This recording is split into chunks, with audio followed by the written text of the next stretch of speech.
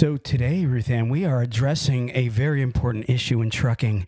It's been an argument between truckers and who knows, but we are going to address the trucker and flip-flops issue. Flip-flops. Flip-flops. We're gonna address that along with pajamas and all the stuff that truckers are doing out there on the road. And we also have a few other things that we're going to be talking about today. Number one, we're going to be talking about steep mountain grades in the country. And I'm not talking about just interstates. I'm talking about some roads that you guys are allowed to be on that you wouldn't believe are worse than interstates. We're talking about also truck drivers and how many are actually driving out there under the influence of alcohol. That's so sad, isn't it? It is, and we'll be talking about some numbers and a few other things today on TalkCDL. But first, we've got a new sponsor, Ruth Ann. You have a message from them. They're actually called truckparkingclub.com. We met them at the truck show, and go ahead and read the message from them. It says, they wanted me to give like a brief description of what they have to offer. It says, Truck Parking Club is a network of instantly reservable daily and monthly truck parking locations throughout the U.S.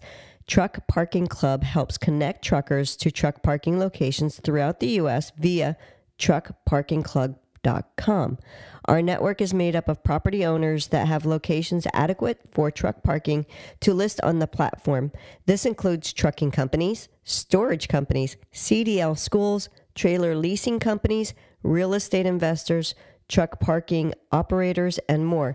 What Evan has kind of explained to Troy and I is that it's sort of like the Airbnb of truck parking. Yeah, if you're a landowner and you want to get involved, you just go to truckparkingclub.com, right, and sign up your piece of property, and then as truck drivers park there, you'll get paid for them to park on your lot. Mm-hmm. And truck drivers, these are some really good, reasonable rates also. Mm-hmm. And I'll tell you where, and I told Evan where they really need to concentrate is up in that Northeast, into those really busy areas where truckers just have a hard time. And he said they've got a bunch of big lots now that truckers on their way in, like to the cities, mm-hmm. can park and get some rest. So as a truck driver, you can go and sign up. As a land owner, you can go and sign up. And man, I'll tell you what, it's really growing very fast daily. So guys, check in with them every day. Truckparkingclub.com. It's a website. Go onto the website, and you could do everything right through that website. And their app is going to be released shortly. It's going to be over the next few weeks. They will have an app for both systems. Okay, and we also have Carter Lumber. I wanted to mention them. Carter Lumber is a trucking company that has their own freight. They are hiring for only local home everyday drivers, and they have 160 locations that's east of the Mississippi. So drivers, check Carter Lumber out at carterlumber.com/TalkCDL. If you have a Class A, a Class B, or even a regular driver's license, mm-hmm. Carter Lumber has driving positions home every day. Plus, they'll take some students and let them come right out of trucking school and get home every day. Moving on, Ruth Ann, we've got a few things that we wanted to talk about today. Oh, got my sunglasses on. I know. I was trying to figure out why are you so cool? No, actually, why don't you tell everybody for real? Like, we're in a studio. And we got lights. And what do the lights look like? They're huge. I mean, we can't spin the cameras around. We should have. So you can see these are actual stage lights. And so, yes, I am cool. But they probably are seeing a reflection in your sunglasses. I'm going to take the sunglasses off. So we've got this little thingy thing that we wanted to talk about today. Flip-flops in a truck, Ruth Ann. What do you think? Driving with flip-flops on, yes or no? What's your actual belief? What's your belief? I mean, I got me some flip-flops right here, and I wear flip-flops. And I could say I do wear them for driving our car, but for doing a tractor, I'm not sure if I would be comfortable.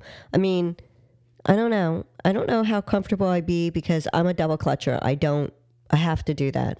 When I did do it, I didn't use the clutch. She is a double clutch. Well, they have mostly automatics. Yeah. So, I mean, honestly. I mean, you drive in your car with flip-flops on. That's what I'm saying. I do it on my car, so. But it is, let's be honest about something now. Again, I'm going to tell you what my belief is. And we've talked briefly about this before, but, I've been seeing such crazy interactions. Like people are making videos, like really slamming guys that wear them. And then there's guys, fighting back. And so, the one thing that you have to take in consideration in a tractor trailer, the brake pedal is much harder to compress than a regular vehicle. When you hit those air brakes, you got to put some pressure on it. Now, granted, yeah, you probably can drive a tractor trailer in flip-flops and not have an accident, but they actually have attributed accidents, believe it or not, with flip-flops. With flip-flops. Now, how many times in your life have you been walking and a sandal or a flip-flop, the little thingy between the toes, snaps on you? How many times has that happened to you? Oh, I've had it happen. I've had it happen where I was walking and the front of the flip-flop, where my toes are, because I was either foot lazy or whatever, came down and I tripped over the flip-flop. Well, that's my whole point, okay? The flip-flops are just there. Yes, most humans are capable, most humans are capable of driving a tractor trailer and even shifting, with their flip-flops on or their sandals. But at the same time, it is a footwear that is not really designed to be rugged in, especially flip-flops more than anything. And I'm sure everybody out there can testify that they've had a little thingy snap on them while they were walking. And maybe even truckers could say, yeah. So here's another thing. When you walk outside in the rain or whatever, right, your flip-flops get really slippery. Okay, the surface part where your foot is on, it gets really slippery. Now, yes, I am giving you the negative parts of driving a tractor trailer in flip-flops. You run the risk of that thing breaking and your foot slipping. And like we said in the beginning, there are accidents that have happened because of flip-flops. Now, the advantages to wearing flip-flops is way more comfortable. Your feet can breathe. You're driving down the road. Especially if you got a 10-hour drive. It is definitely more comfortable. I like driving barefoot, to be honest with you. But I've got some stats on, or not some stats, but I've got some. Go ahead. Well, I was going to say, if I was driving again, those slippers that are like shoes, but with like the sheepskin inside of it, I probably would want to wear something like that has the harder sole, but they're like memory foam cushioned. I probably would do that, where I wear those inside my cab. But when I get out of the cab, I probably would be in my side compartment, my slip-on type of like Dockers or Vans or something like that I would either gas, use it for fueling or using for going inside and out of the shippers. But to walk around in, I would probably want to wear those hard slippers or a good shoe that is sturdy to actually drive in. I mean, me personally, I feel that each clothing has a use. Yeah, I mean, like in the winter, you wear, something warm in really cold weather. If you're working around things that are hot in the kitchen, you use an oven pad to pull stuff out of the oven, right? You don't reach in at a 400 degree. I mean, they design flip-flops or design really mainly for beach wear and, bopping around in the summertime. Again, it's, not my judgment. I'm just giving you what my opinion is, and I'm not judging anybody that does it. Because there's people with worse habits than wearing flip-flops. Yeah. Did you say something? Well, I was going to say that the main reason I wouldn't want to wear, I don't like wearing what I would wear out rocking around the fuel islands inside the cab, because it's just crud sometimes. And I wouldn't want that in my cab, the diesel fuel or anything like that. So I would try to make it separate, that I would walk around outside with certain things, because that's my living space. By the way, my nose is tickly today. So if people are watching this going, is he snorting something? No. I don't snort. But for some reason, my nose feels like all... When his nose is really itchy, he might go... and do that. Yeah. But that's about it. He don't. So, but anyways, that's just a just in case. So going back to this flip-flop thing, somebody wrote in. Okay. Somebody wrote this. They said, I've been watching a lot of YouTube videos about trucking lately, and there seems to be an overwhelming disdain for flip-flops. So what the writer said was, most people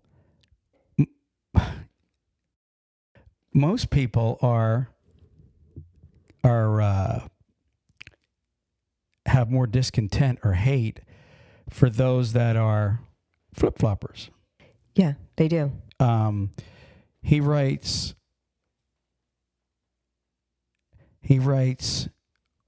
why is it unsafe to drive a truck in them? Less safe than wearing them to drive a car? ? Is it somehow seen as unprofessional? I can see putting on shoes or boots when I get to a customer, but if I'm just driving, I'd like my toes to breathe, he writes. He says, or is it just a trucker thing? I've lived in a desert for the last 20 plus years and wear flip-flops anytime I can. It's so hot. Shoes just make me feel hotter. He writes, I can't wear them to work now for safety and health department reasons, so I guess if I can't wear them to drive, I'll survive. But I'm really curious to why all the hatred. Then he writes, poor flippity floppities getting no love.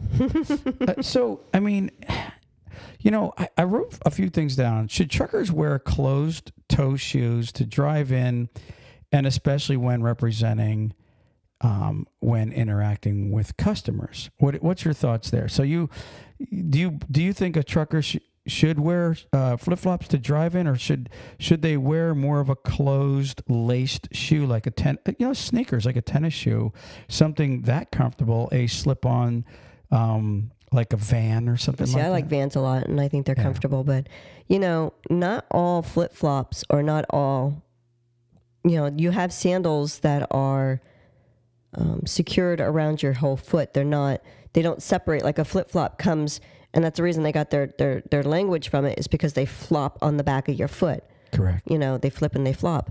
But there's other sandals that are completely open, that are leather, that you are buckled in, or they have a Velcro on the side. Dad wears them. Your dad does. So, if you're a driver that wants something that's open-toed and loose like that, you can wear them. You had a pair of them the one time. But I've had them that snapped also, because you're just talking about a strap. Those sandals, they'll definitely hold up more than a flip-flop, but they snap also. And then when they snap, they like right up your foot, and now you got this thing hanging down, and it can catch on the fuel pedal or the brake pedal. I mean, I've actually had that happen to me while I was driving, not a track trailer, but a vehicle where I have had a thingy snap on me, and so now I'm pushing down the brake, and I got this flip-flop thing, or I forget, it was a flip-flop or a sandal, but it's like at my heel underneath the brake pedal, and I'm pushing, my foot's hitting it. It was annoying. Of course, I was able enough to just go, I'm going to push my foot down no matter how uncomfortable this shoe now is. And then once I, didn't need to brake anymore, I was able to kick it off. But I would tell you, I think for safety precautions, you need to have a shoe that's secured around your foot, personally. Right. Now here's another thing. Some drivers say this. Some drivers say, who cares what I wear? Mind your own business. You guys all have worse habits. And they'll point out some, like one guy wrote, who cares what flip-flops I wear while you're pissing in the truck stop or parking in the fuel lane? Which is a worse habit, he asks. Parking in the fuel lane is just annoying to other people. It's not a safety hazard. Right. So, and he brings up a good point. It's like, you're judging me, but, you have all these other bad habits that you do. They all do. And there's drivers out there that don't park in the fuel island, that don't piss in the parking lots, and don't wear flip-flops, all together. No, and I agree. And that's another, that person there, what he's saying also is, if I'm wearing flip-flops, what's the difference of me driving with a flip-flop on versus you peeing in a jug going down the road. Yeah. And that's where you have two safety issues going on at the same different time, you know? that is true. So, and by the way, there's videos out there where truckers are driving down the road and they pull out a bottle and you know, never want to stop, which like you said, that's a safety issue. It's a safety issue. You know, you're chancing. If something, you spill something, you're going to be like reacting, and next thing you know, you could wreck. Not only if you spill something, but use this analogy or picture this. Yeah. Okay, you're driving down the road. You're peeing in a jug or a jar or whatever you men like to do, and you're going down the road, and someone cuts you off or does something. So you have to have your reaction as a professional driver to take control over the situation, and you're in the middle of peeing. I'm just saying. Yeah, you know, and we'll get back. What happens if something happens and there's an accident? We'll get back to now you're exposed yourself. You know, it's funny. My grandmother, she broke her leg falling down steps when I was a kid, and I'll never forget it. This was like way back when I was a little kid. They had to run her back in because she didn't have anything underneath her dress on. It's like, what a crazy grandmother I had. But anyways, I was going to say, what about a woman that wants to pee going down the road? She needs like a funnel or something, doesn't she? I mean, how would that, you know what? Don't even ask to explain that. I honestly, I couldn't explain it because I really don't know what a woman would use driving down the road. I know we have travel porta potties now, but I don't know how you would be mobile and do it. Yeah, I don't know that. Going back to flippy flops.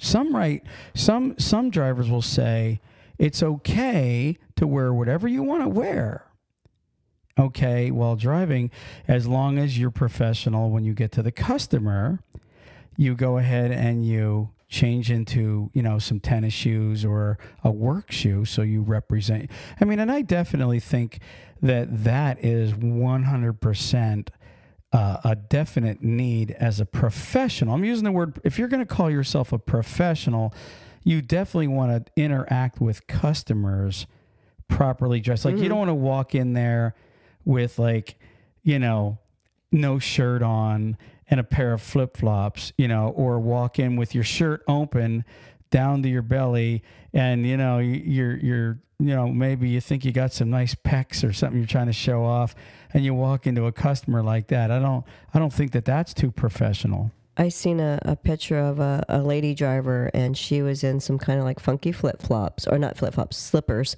but she had like her hair in some rollers, and she had you know, like pajama bottoms and some kind of shirt, which, you know, if that's comfortable for you to drive in. But going into a professional, you shouldn't have your hair in rollers and slippers on.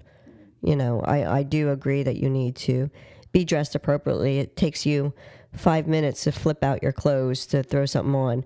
And if you're driving down the road with your hair in rollers, you know, if you're a woman that's going to have them in rollers, you're also a woman that could put up, they have some kind of, they're not turbans or anything, but they're scarves that you can wrap your hair up in, and it looks beautiful. Yeah. You know, there's a lot of women that can make it look extremely beautiful. I'm not one of them. I wouldn't be able to pass with that. But so if you have your hair in rollers, you know, do that. Put your hair up in a nice scarf. It's acceptable.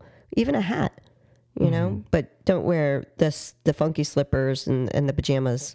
Well, you definitely, one of the things that a lot of drivers don't realize is your reputation follows you around. I mean, if you're a driver that fights with people a lot, complains with people about people, or maybe you have, you know, people on the road calling in and complaining about you, or even customers saying, don't send this guy back, you know, to our facility, you know, like that. And that happens, believe it or not. Companies get calls, you know, on drivers that are unprofessional. I mean, most customers aren't going to call in and go, hey, this driver's in bare feet, I don't want him coming in like this. But some do have dress codes, you know, no shirt, no shoes, no service. So when you walk into a place barefoot or whatever, you could have someone call in. Another bunch of drivers are under the influence of, there is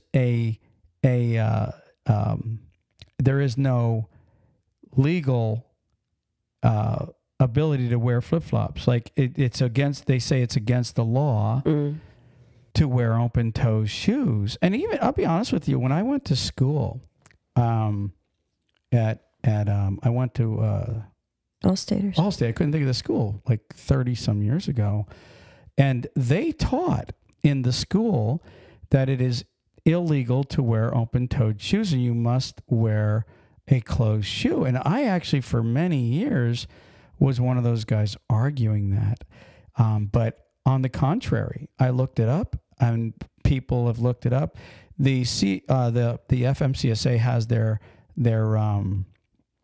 what's it called? The 49-CFR and then a number behind it, and it's got every rule, from passengers to, everything that a truck driver has to follow. That's the CDL rule book, basically. There is not one CFR dash anything that pertains to what your footwear has to be. You would think there would be, but there isn't. Some form of dress code. Correct. The DOT has never, ever put it in writing that you cannot wear open-toed shoes. So let's just start off by saying, first off, it's legal. If a driver wants to be wearing high heels, I'm talking about female drivers. Yeah, I know. I was just trying to see if I would ever wear high heels. She had a look on her face. But anyways, and if anybody wants to wear flip-flops, it's actually their own business. It really, for us to tell them what they should and should not wear. Now, as a professional, thinking professionally, it doesn't look professional going down the road with flip-flops. It just doesn't. I would say for safety reasons. And remember, we just said they could snap, and there are accidents. You can look them up where people have been killed or whatever because their shoe came apart, while driving. So with that being said, I wouldn't wear flip-flops driving a tractor trailer. I would not. I would not wear sandals or flip-flops. I am going to wear a pair of sneakers, and most likely, you know me, I'm going to wear a pair of Vans while I'm driving. If I go into a customer, I'll put something more professional on. And that's just really what it comes down to. It's not illegal, okay, but, it's probably not the most professional looking, but have at it, drivers. If you want to wear flip-flops, I'm not going to judge you, because you are doing something that's what we call lawful. So they are allowed to do it, Ruth Ann. But now there is a guy, his name is Ike, and I've followed him before. He makes videos, and you always hear him going, flip-flops, and he despises, these are the guys that despise truckers that wear flip-flops. And they go as far as to, I've seen them in videos saying nasty looking drivers with their toes hanging out, walking in the truck stops in their pajamas or jogging pants. They go as far as to judge these guys. Now, I will tell you, if you're a trucker on the road and you just woke up and you got to go in to the truck stop, maybe you got to go and do a number 2. It's 3:00 in the morning. You just woke up. To throw on your pajamas and a pair of flip-flops, I'm not judging you, because why should a driver be obligated to go and dress nice and professional so other drivers can go, wow, he's a professional. I'm throwing my damn pajama bottoms on, and I'm throwing on a pair of flip-flops. I'm going in to take a dump. I ain't waiting and dressing so somebody else could be happy with the way I freaking look. It's a truck stop. Guys, if you can't get used to a truck stop being everybody's living room, and that's what it is. We share the truck stop. And so to judge another brother driver, Ruth Ann, that is got a pair of pajamas on and maybe a pair of flip-flops, and he's just walked into the truck stop, or a lady, to judge him, I think that's a little bit going too far with trying to push your belief of this guy being a professional. Like I said, the truck stops are everybody's living room, and if you don't like it, then turn your eyes away from the guy. It's no different than the Walmarts. Think about it. Well, everybody at Walmart has pajamas on. I know. I wear them. Whenever Ruth Ann has her pajamas on and we have to go to Walmart, I say, oh, looks like you're dressed for Walmart. Well, and I will go, and I don't, when I was pregnant with Sabrina, I was so big, nothing fit me. Nothing fit me at all. I wore lawn johns. Yeah. And I would wear lawn johns to the store and a big shirt, but that's what fit me. Yeah, so big deal. So I don't pass judgment on what when people want to wear. It might be the last minute, and you know what? They might be having to do something real quick, so they're running there to get it so they can get back and finish it up. You don't know the circumstances. So here's my final judgment. I'm going to give my rendering. I don't believe you should drive in flip-flops. I just don't. I'm going to say it. I don't think you should, but it's not illegal. So if you want to, go ahead. I don't believe sandals either because they can snap also. I'm just saying for the safety. Yeah, because it happens sooner or later. You're going to have one snap because of how you have to compress that brake. It's a lot harder. But I believe when you get to a customer, you should 100% throw on something professional when you walk in the door. I also don't really think that any driver should be judging other drivers that walk into a truck stop with their pajamas on or a pair of flip-flops. I don't think you should be judging that truck driver at all. So again, I'm not in any way putting you down if you wear them driving.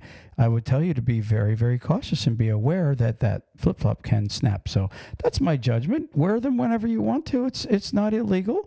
And at the truck stops, I say all bets are off, baby, because we're out on the road for weeks at a time, and we share the truck stop. It's our living room. If someone's comfortable about walking in their jammies, there you go. Leave them go. Leave them go, guys. Go find something more to protest. You know what I mean?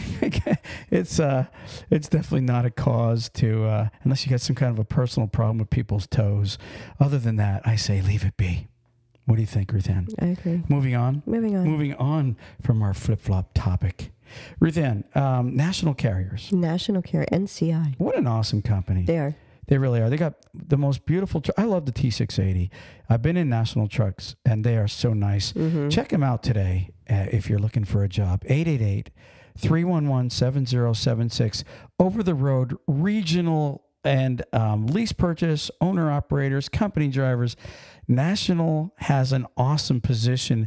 If you're a truck driver and you're sick of your job, consider national carriers. 888-311-7076. Tell them TalkCDL sent you over there. And Ruth Ann, last but not least, DriveWise. I've been telling everybody, the last truck show we were at, we literally met so many owner-operators that said they did not realize that with DriveWise, you can just download the app and start bypassing the scales. And these are guys that have one or two trucks. So if y'all out there have one or two trucks, or if you have 50 trucks, switching from the competition will save you money. And if you're a new to, wanting to bypass the scales, go where you buy your apps, and it's a free download. Download the DriveWyze app and start bypassing the scale house today, Ruth Ann. Do it. Do it today. All right. Oh, so moving on, Ruth Ann, we are going to be at the Louisville Truck Show, and this is because of Ruth Ann. She's the one pushing for this. I was cool with not going, but Ruth Ann's like, no, we need to go. So Ruth Ann's in the midst of setting us up. So if you're going to be at the Louisville Truck Show this year, check out TalkCDL. We'll be there hanging out with everybody. We'll be doing some podcasts and shaking hands. And we'll give our booth number once we know it. Yeah, we don't need, Ruth Ann's picking the booth out. We're trying to get a corner booth. So we'll let you guys know once we do. Moving on, Ruth Ann. Moving on. Ruth Ann, message from truckers to the public. From truckers to the public. You ready for the message? Yes. Stop being a dumbass. Okay, moving on. No, we're not. Message received. We're not. No, just some of the things that drivers, they write in. We've got some drivers that are like, I want to come on the show and I want to talk about these things these four-wheelers are doing. Man, I really want to let them have it. But, we're going to just speak on the behalf of all these guys that are bitching about the four-wheelers. If you're the motoring public and you drive a car, and you drive a little SUV or a motorcycle, you motorcycle drivers sometimes get a little wacky. They do. They do. They really do. Here's a little message. When you pass a trucker, don't pass him so damn close that you almost clip his bumper when you're coming over.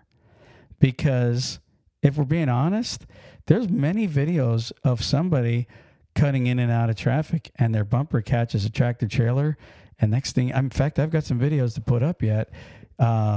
Next thing you know, the car goes sideways. And you can roll. You can be crushed. You can be killed. Or you can just look like a dummy on TalkCDL's videos. where they go viral a lot of times. And there you are with a dumb look on your face being pushed down the road sideways by a tractor trailer. So when you're passing a tractor trailer, for real, get a few tractor trailer lengths ahead of the trucker, signal, come on over, and be a professional four-wheeler. Ruth Ann, what do you think of that advice? It could save your life. How about this one? If you think a trucker cut you off, maybe he didn't. But for you to drive in front of a trucker and brake check him, you have no idea how dangerous that is. It is super dangerous and unlawful. It absolutely. And if a cop sees you, you will get a big ticket. But even worse, if a trucker will punt you, and I've seen it, where drivers literally start brake checking a trucker, and the trucker, you got to remember, he's got that hard brake to push in. There's a little pause when he goes to brake, and you might be in the pause where he connects with you, and guess what? You go flying and into the next century. So be careful. 80,000, listen, it's physics, guys. It's just common physics. You may be mad at a trucker, but think about common, exactly, doink. You know, it's just a little doink, and you're flying, buddy. 80,000 pounds versus, on average, 3,000 to 5,000 pounds for the average car. All he's going to do is tap you, and I promise you, your eyes are going to pop out of your head, because the big surprise of what happens when the big boy hits you is going to really shock the crap out of you, Ruth Ann. Well, and here's the thing. A lot of four-wheelers don't realize that in a lot of your tractor trailers nowadays, I mean, my car has it. We have the dash cams. So in a tractor trailer, they have those dash cams to protect the drivers. So if you're going to be doing the brake checks or driving really stupid, thinking you're going to get yourself a little insurance claim or whatever the case might be, it's not going to work, because these guys are protecting themselves. So you don't want to end up being stupid. 100% agree with you. And one last thing I wanted to tell people that a lot of people forget about, and especially four-wheelers, and it happens really more in the area you live. You know that most accidents people get in are within 5 miles of their house, because they're so complacent. They're so used to, flying and doing their routine, and people are more cautious when they are further away from their house.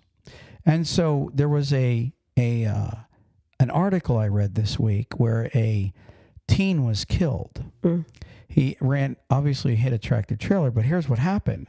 And like, for example, Cardinal, our road, and most people are going, what's Cardinal? Cardinal is a cardinal lane. It's a 2-lane road, meaning it's got one lane going east, one lane going west, or you could have one lane going north and one lane going south. That's all it is. And then, of course, when there's passing zones, you have the broken dotted lines. When you can't pass, you have obviously the double line or the solid line where you're not allowed to pass on.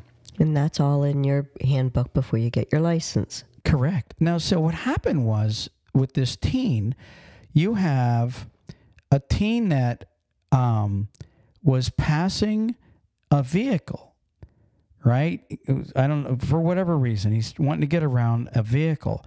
But what he didn't take in consideration was a quarter mile up the road, there was a trucker that was pulling out.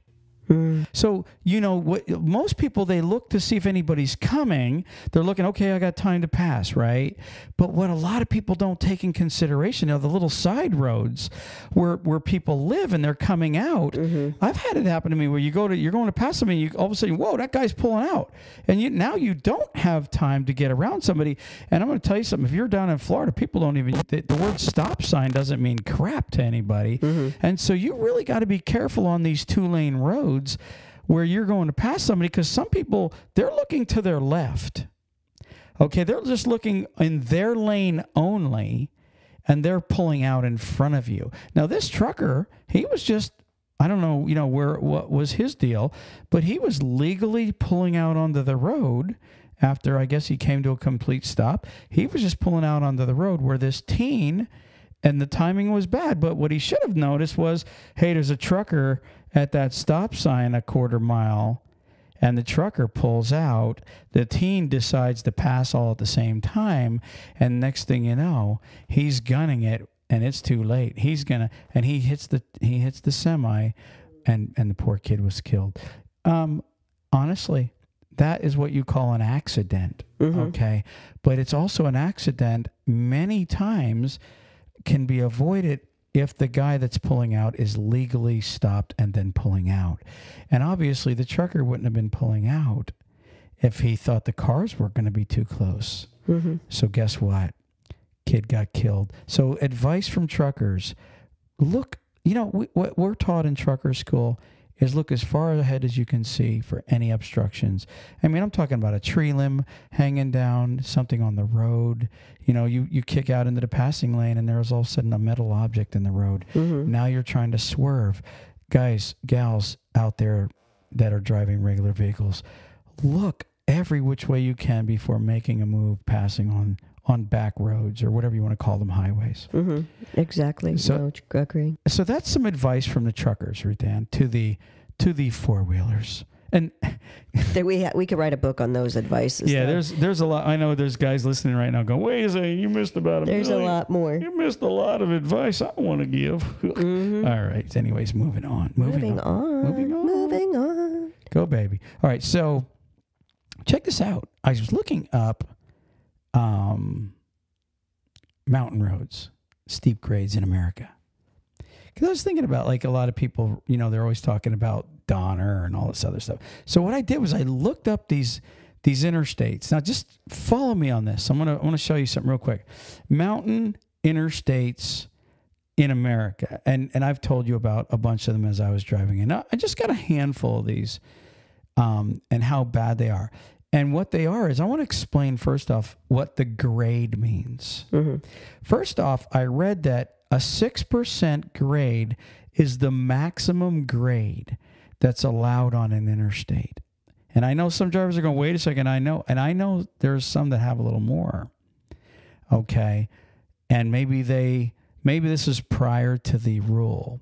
But what does 6%, and most people don't understand what that means. But here's what it means.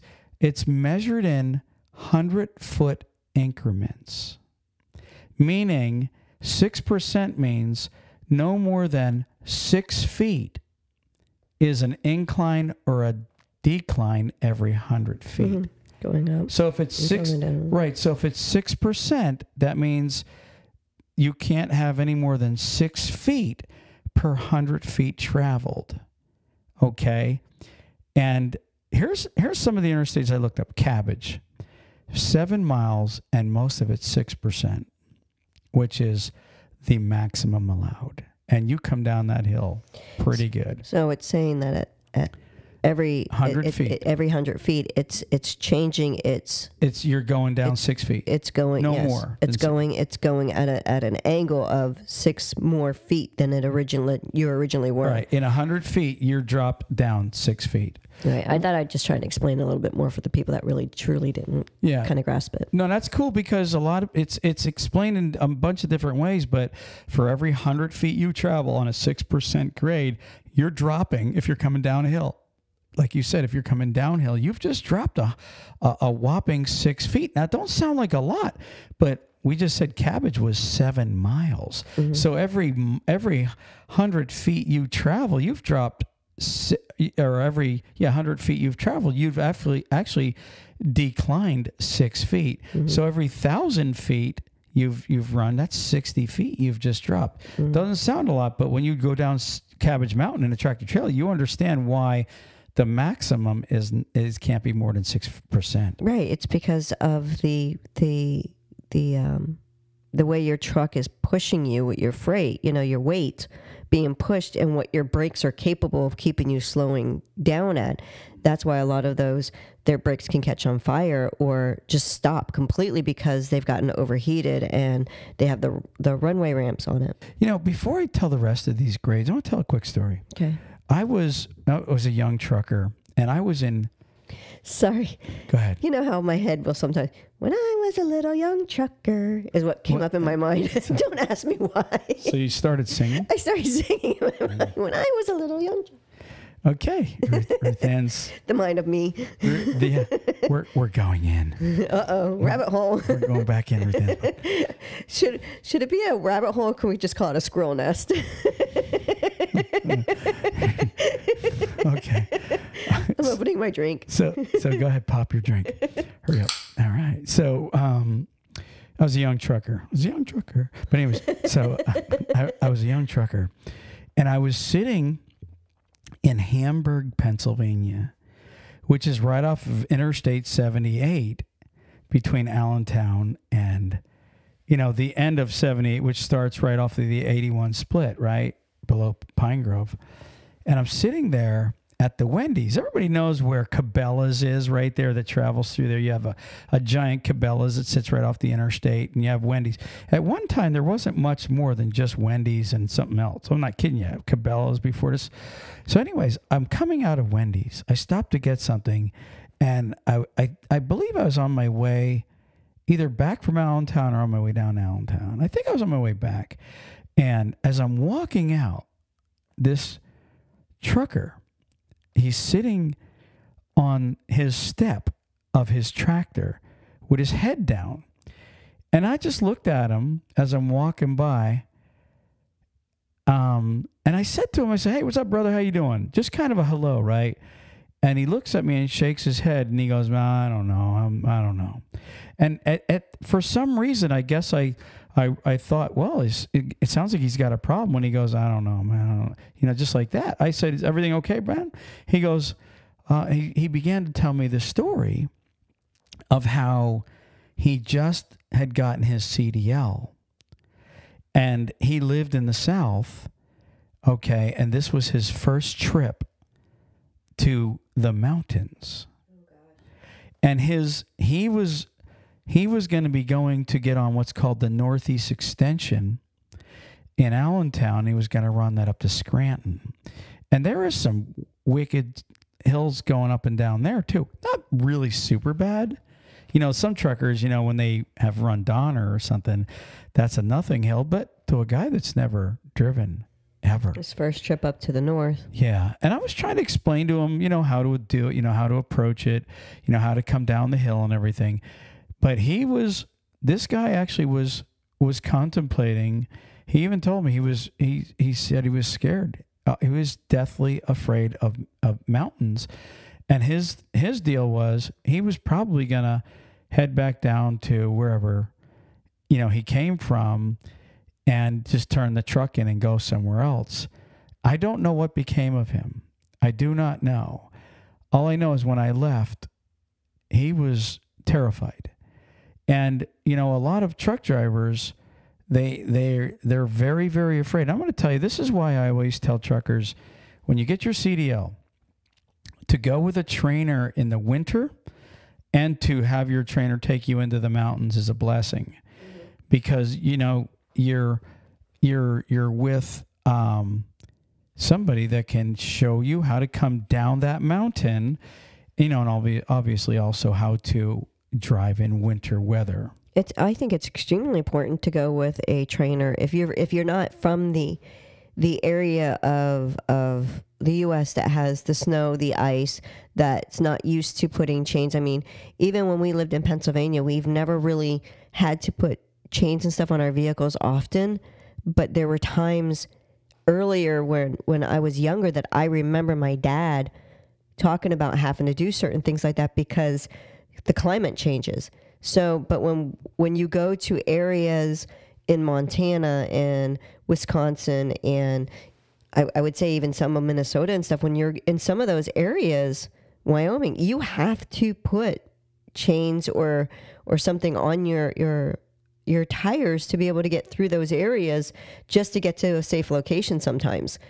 So I'm going to actually cut the snow part out because I don't want to confuse people.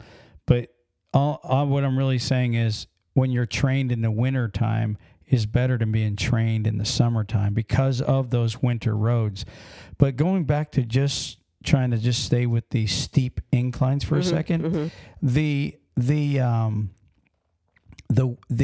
inclines can scare people to death because your truck can get away with. I mean, you see the videos where people use the runoff ramps, and that's got to be most people will be like, man. Well, you see that trucker that killed all those people in Colorado that got that lengthy time in prison.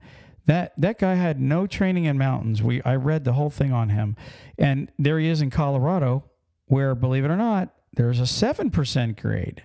Okay, and instead of hitting the off ramp, sometimes our pride gets the better of us, thinking we don't, who wants to go in that off ramp? Maybe I'm imagining it. Maybe I could slow this thing down. Well, I'm telling you, if you feel that thing's getting away from you, you need to take that off ramp. You really do. I mean, yes, you'll probably be, embarrassed. And yes, it'll cost you a couple dollars to pull it out, but it won't cost you your life in prison or a lot of stuff in prison. Or someone else is being injured, just period. Yeah. Right. So you don't want to have that. Yes. So I'm going to just name a couple of these grades. Okay. Donner Pass, okay, is a 6% grade, probably about 7 miles. Sandstone Mountain in West Virginia, believe it or not, it's got 4 miles of 7%. Guys, 7% means now for every 100 feet you've gone, you declined 7 feet instead of 6 feet at that maximum 6%. So for every 1,000 feet, you've just dropped 70 feet instead of 60 feet, meaning you're going faster. That's a steeper grade if you're dropping that fast.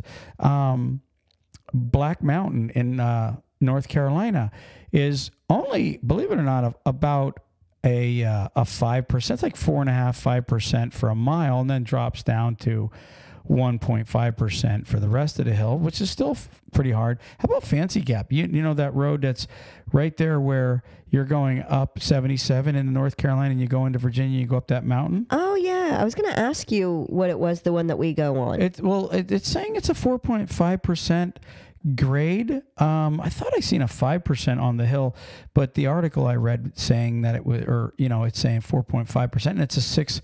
That's 6 miles down at that grade, meaning every 100 feet you're dropping, 4.5 feet, 4.5 feet every 100 feet.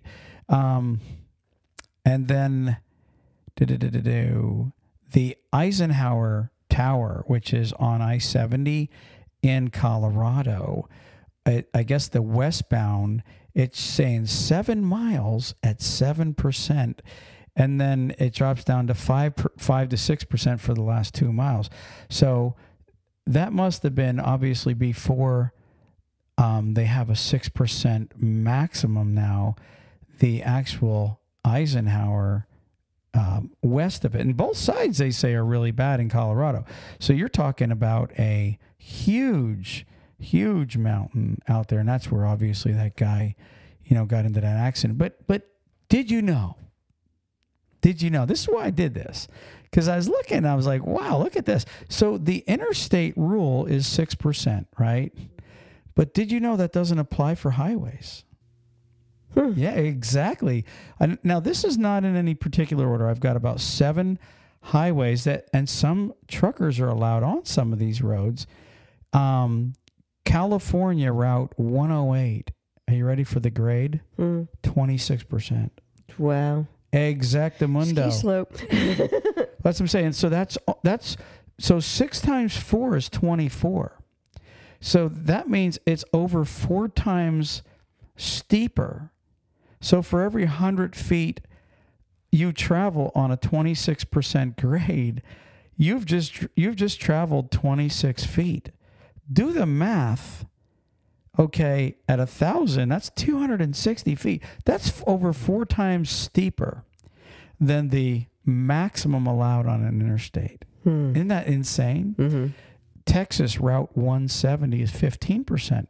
That's over double of what the interstates allow, and that starts between Candelario to Study Butte. I'm going to assume it's over on the far west side of Texas. Yeah, or else up in the Panhandle. Then Utah 143 is a 13% grade. And that starts in Parawan to Ponegich, if I'm pronouncing that right. Then you've got Wyoming Route 14, which is a 13.5% grade. That starts in Yellowstone National Park to South Dakota state line. Colorado 149 is it's a 9.5% grade starting in South Fork to Gunnison. Pennsylvania, our old home state, which is Route 487, is a 14.5% grade, which is, again, over double of what an interstate is allowed. I mean, just imagine this. Cabbage, if you've come down Cabbage at 6%, imagine it being double the steepness in a tractor trailer. That's why you'd never be able to go 7 miles in a tractor trailer, 80,000 pounds at double that. Just insane. And then last but not least, California has on Route 4, they have a 24% grade from Hercules to Markeyville. Again, imagine going down Donner Pass and it being 4 times the steepness coming off of Donner. Just imagine that. You can't even imagine that. You can't even imagine double, but yet there is highways in America and they're windy insanity roads. What are you smiling at? I want to see what 183 is. No, it's not going to be bad. It's not going to be bad, but you talking about in Summit? Yeah. There is a grade on it. I remember. I know that's because at the bottom it's got those rumble strips. Blah, blah. You know, when you're coming down, it's letting you know you got to be slowing down because you have a red light ahead of you.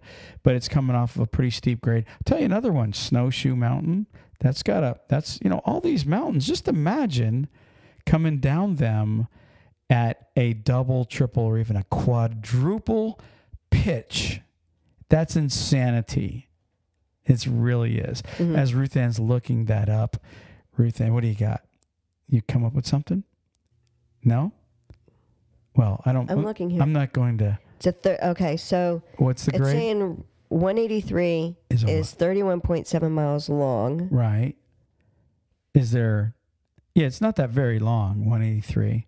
It ends down in Redding, because down in Burnville or whatever.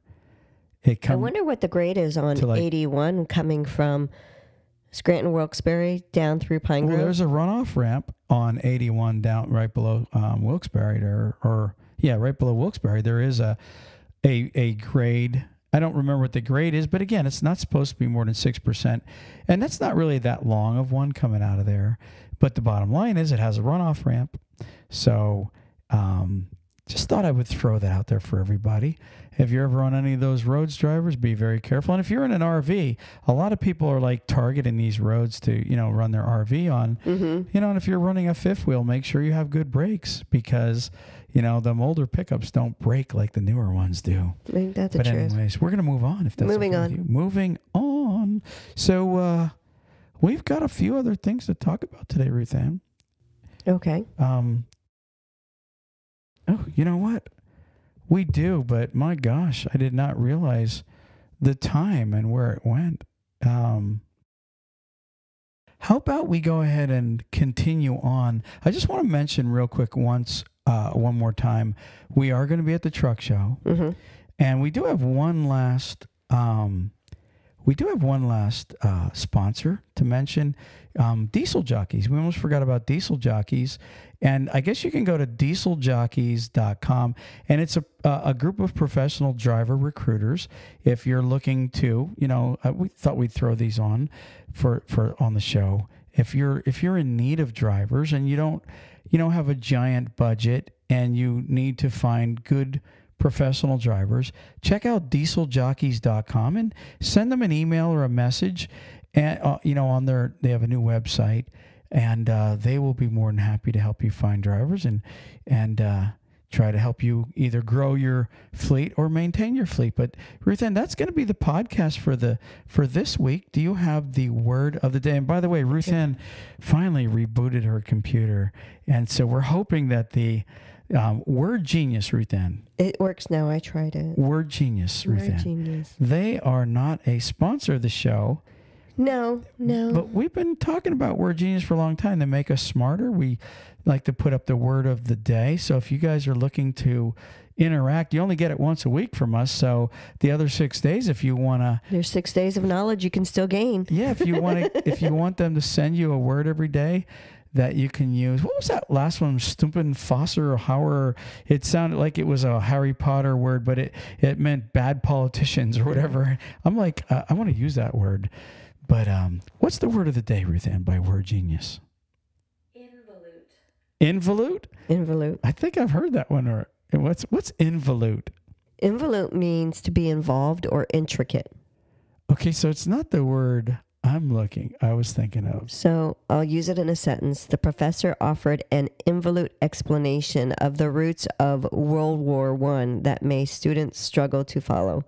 One of the great hurdles of learning coding is grasping the involute new vocabularies of programming languages. So involute is to be involved or intricate. Okay, sweet. Yeah. I'll have to use that word too. It's something that you could use, like intricate, if you think about it, like certain, like pictures or drawings or Right. lace, like you see certain patterns. It's very intricate, like woodwork. If you look, our walking sticks that were made for us, those are really involute. Okay, awesome. Thank you again for that word of the day, Ruth Ann, and Word Genius. So don't forget, we're going to be at the truck show, and we will announce the booth here in the upcoming podcast. And I guess we're out of here, Ruth Ann. Peace. Peace. Praise the Lord.